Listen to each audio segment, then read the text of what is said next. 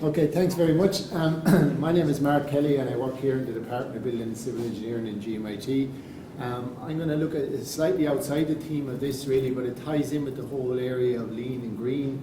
But the circular economy has got a lot of traction at European level over the last 5 years, and it's beginning to filter into the consciousness now of the construction sector.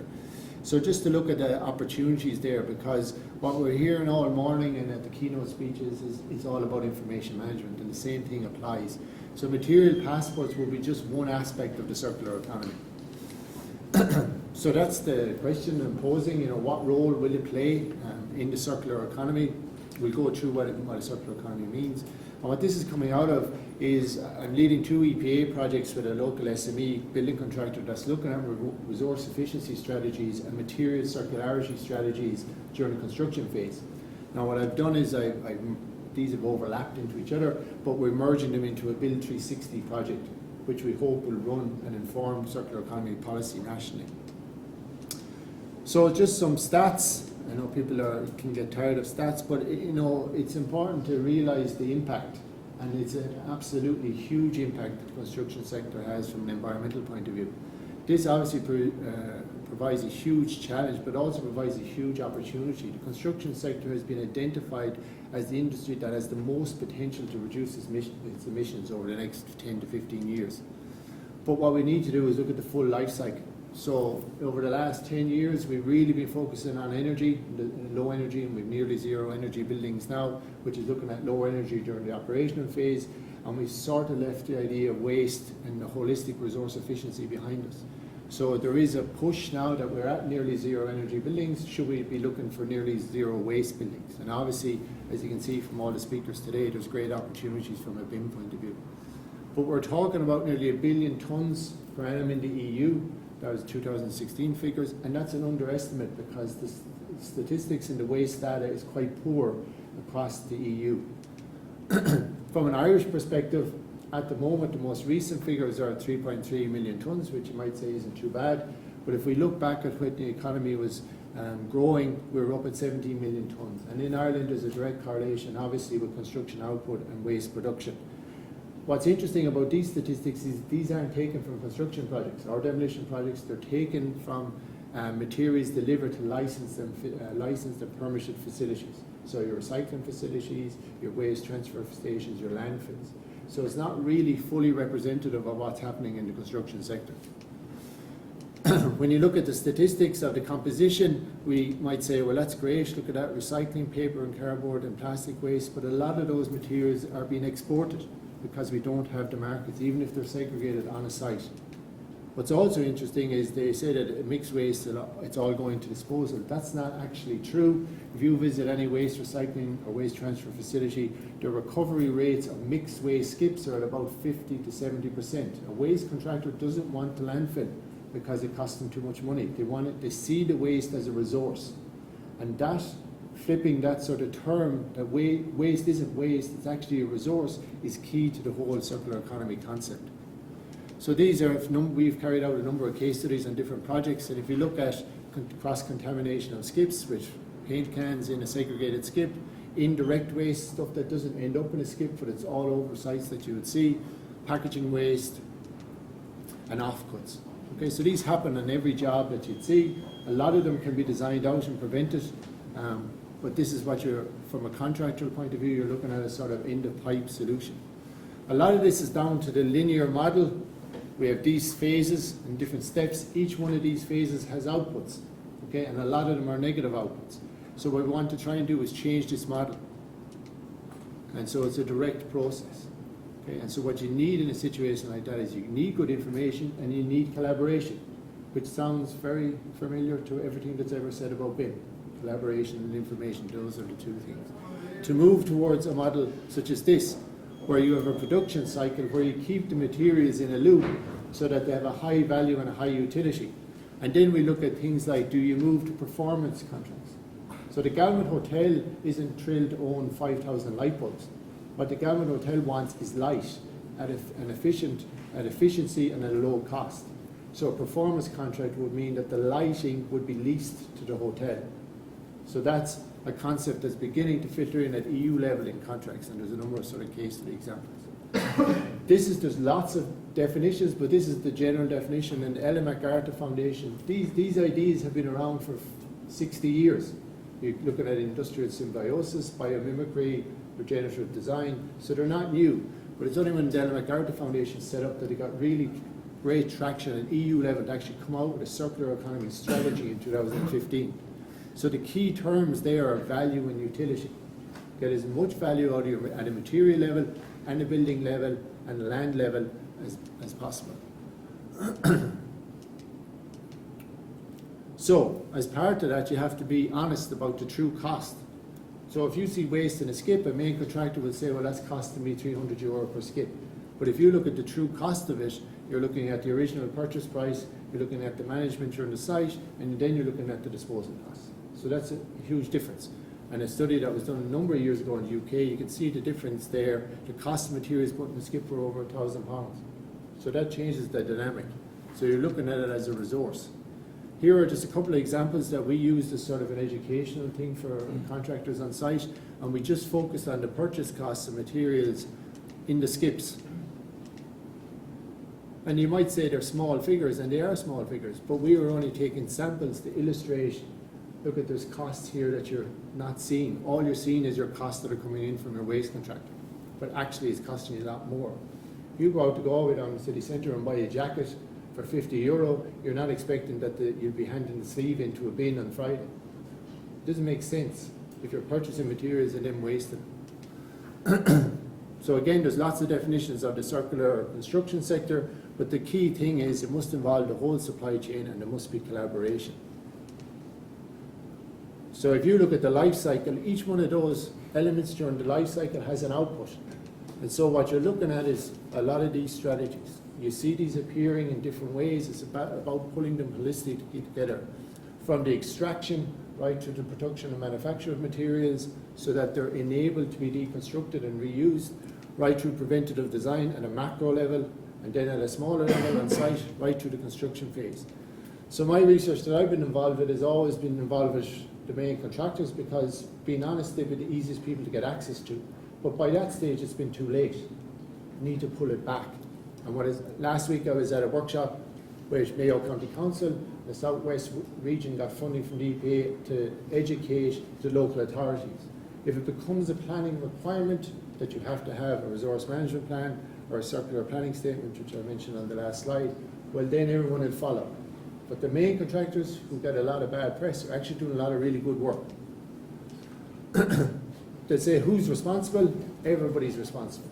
From your planner that will put it in as a planning condition, to your design team, to the procurement, all the way through. So a very interesting project some of you may be familiar with is the Bambi project, which was a €10 million Horizon 2020 project, which looked at trying to test out these ideas from a circular economy with the construction sector. And they had a number of different thematic areas. And what I'm going to focus on from now on is the material passports aspect of it. Information management, as we've seen, is huge. The flow of materials from extraction to final end use needs to be measured to look at the full life cycle and the carbon footprint. And hopefully this will play. So this just gives you an introduction to what actually the material passport is. So the volume is muted on there for some reason. Well, I'll talk over it anyways. So you're looking at a building, and you're looking at designing a building to be taken apart into its component elements. For that to happen, the connections between the building are very important, obviously. What's also important is that the material products are designed for that to happen. So a lot of materials, building materials, have embedded toxicity into them. So they're reducing the reuse value and the recycling value. So that's a huge challenge. The manufacturing phase is actually a huge challenge of the products that you use. So the designers, specifiers can only specify what's there. Okay, so it has to go right back to the start of the loop. If you do have these products that can be reutilized and reused, well then you're reducing your raw extraction. You don't need as much raw extraction. So that's what it means by circular. You're keeping it within a loop. So if you're looking at the building element, you're looking at different cascades of materials. So can it be used within the construction supply chain, or can it be used outside the construction supply chain? They divide it up into the technical sphere, or the technosphere, and the biological sphere. If you have materials like wood, and that can go into a biological, that can decompose, well then they go into one section. If you have materials that are composites, man-made structures, can the component parts be reused? If the whole element cannot be reused, can the components? So if you take recycling at the moment in Ireland, even though we have recycling rates, if you take your plastic bottle goes through a recycling process, it doesn't come out as a plastic bottle again.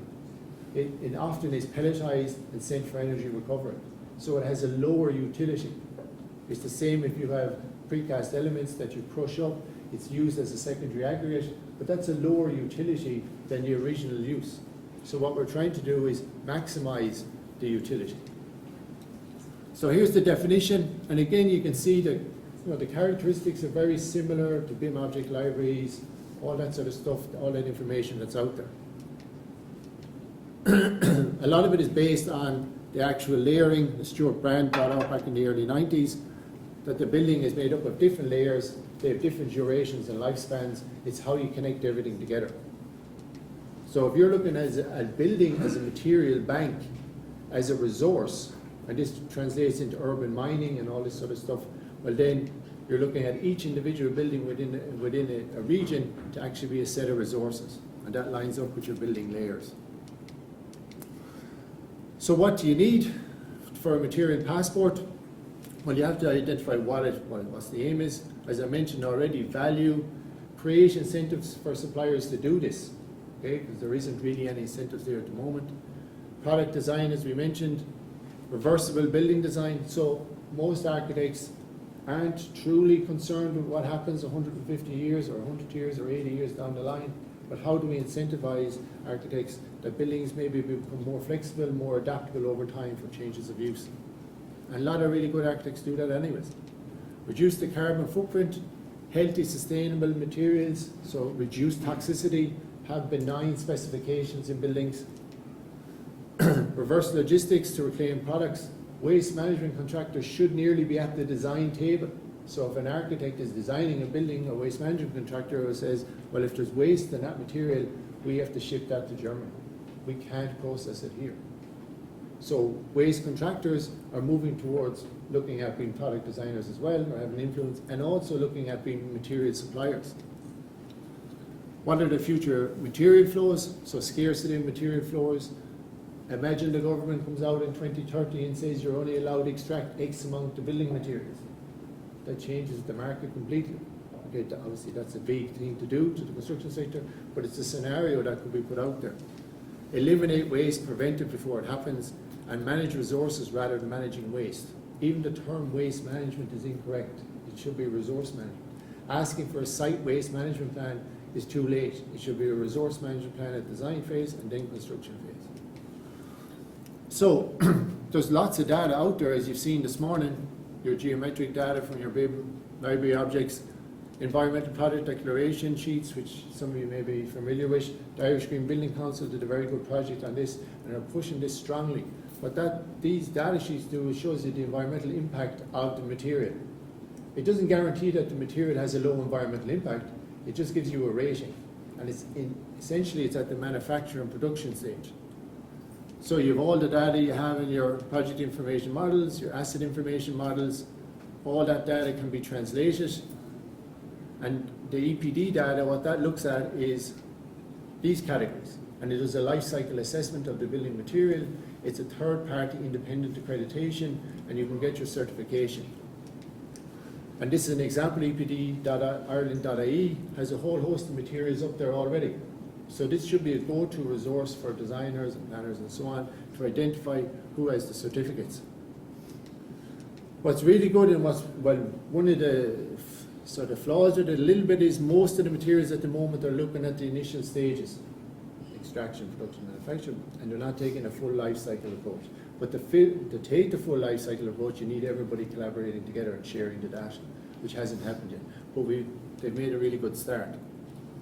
When you're looking at circularity then, here are some of the other things that aren't there. Your connection details, your embodied impacts, and some of this data is in all those other sections of data. It's just a matter of arranging them.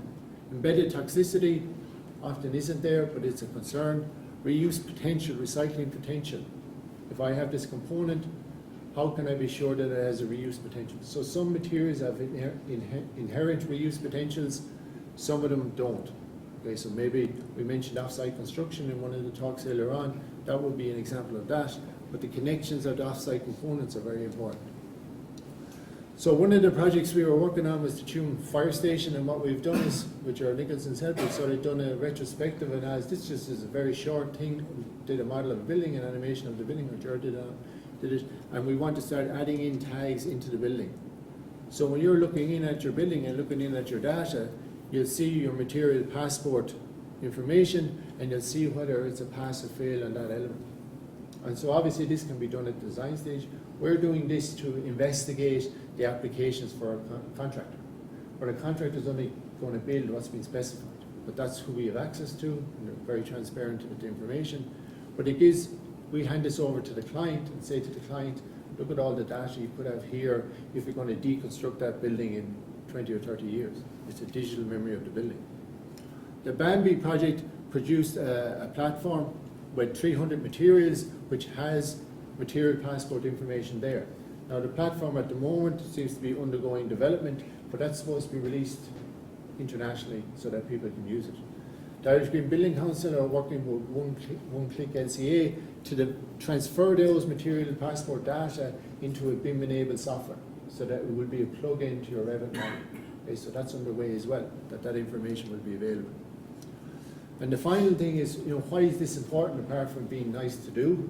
And what's interesting, and it's happening in the UK, is London is looking to be a circular city. But instead of just looking at it from a theoretical point of view, they've released circular planning statements.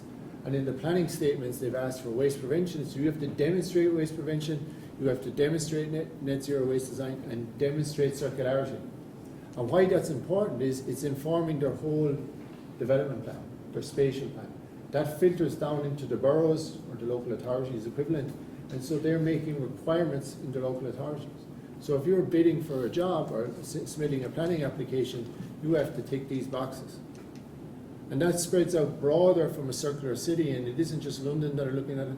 Glasgow have a bill going through government at the moment from a circular city point of view. If that bill gets passed, it's legislation, and that's going to inform the construction sector as well. Peterborough in UK, Amsterdam are some examples, and Finland have done a national plan of the circular economy, which is directly informing, and the construction sector were involved in. So all of these things you won't see, you may not see a designer asking for them, you may not see it in any sort of resource management plan, but if the local authorities and the planning authorities start asking for it, people need to be able to respond to it. And what's interesting about circularity is you can look at what you're doing already and put the circularity tag on top of it. So if you have offcuts of gypsum and you're reusing the offcuts, that's a circular strategy. If the gypsum has been damaged and it's been taken off site but it's going to gypsum recycling, that's a circular strategy. So it is happening, it just doesn't have the name of circular strategy. I think that's it. That's me. Thanks very much. Thank you very much, Mark.